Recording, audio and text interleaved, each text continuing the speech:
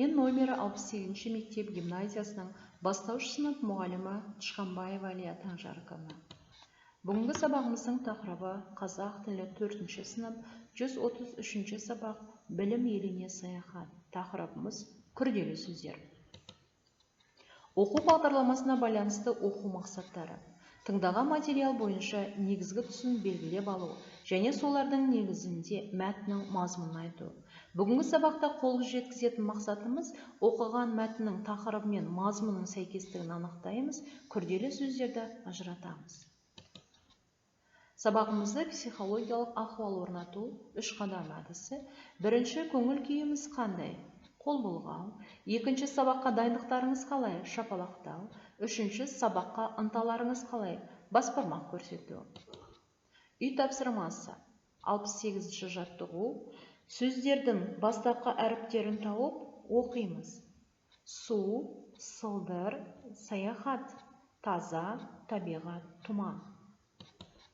Жаңа сабағымыз 69-ші жаттығу мәтінді оқы. Тақырыбы ең қасиетті жеміс. Болгар ертегісі. Бір адамның 3 ұлы болыпты. Бір күні ол балаларын шақырып алып, әрқайсыңа бір қап алтын беремін. Жолға шығыңдар. Ел кезіп ең қымбат жемісі тауып әкеліңдер дейді. 3 ұлы алтын салынған 3 қапты арқалап алып, ең қымбат жемісті іздеуге жолға шығады.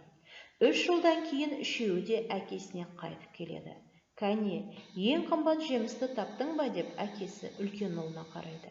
Әке, мен сізге уылжып піскен ақықтай ірі жүзім алып келдім. Жемістердің ішіндегі ең тәуірі осы жүзім дейді ұлы. Жақсы, жеміс әкеліпсің ұлым дейді әкесі. Ал сен не таптың деп ортаншы ұлынан сұрайды. Әке, мен де оңтүстіктегі елдерге барып, біздің жақта өспейтін, әрі сирек кездесетін жемістерді сатып алдым. Міне, әкелгендерім ұнаған таңдап алыңыз дейді. Дұрыс деген екенсің ұлым, бәрі жақсы жемістер. Ішінен біреуін таңдап алармын, дейді әкесі. Енді кішкене ұлына бұрылып, ал ұлым, сен не әкелдің маған? Қолыңда ешқандай жеміс жоқ сияқты ғой. Дұрыс айтасыз әке, мен қорқып қайттым. Өзіңіз берген ақшаңызды қымбат жеміс сатып алуға жұмсадым, оқуға түстім. 3 жыл сабақ алдым.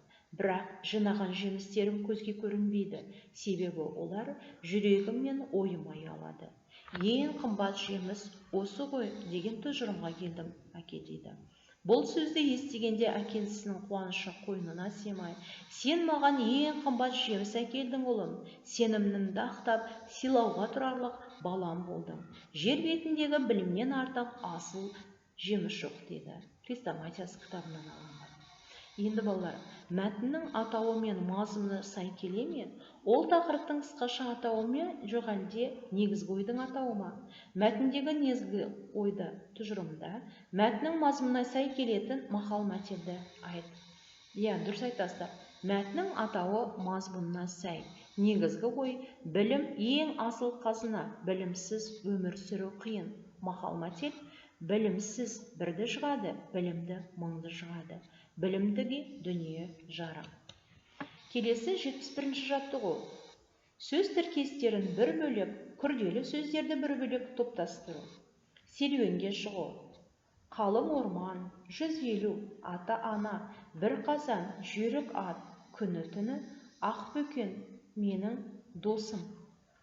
Сөз тіркестері бұл жерде серуенге шығу, қалың орман, жүйрік ат, менің досым.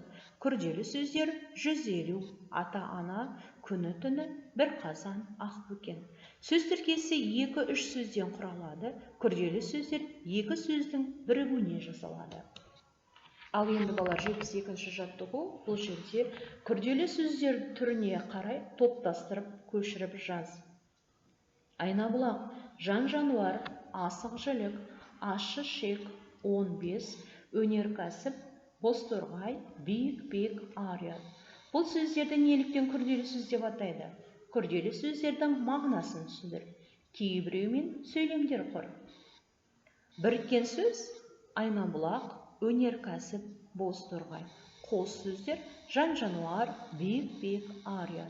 Сөз тіркесі асығшылық, ащы 15. Күрделі сөздер 2 немесе 3 түбірден жасалады.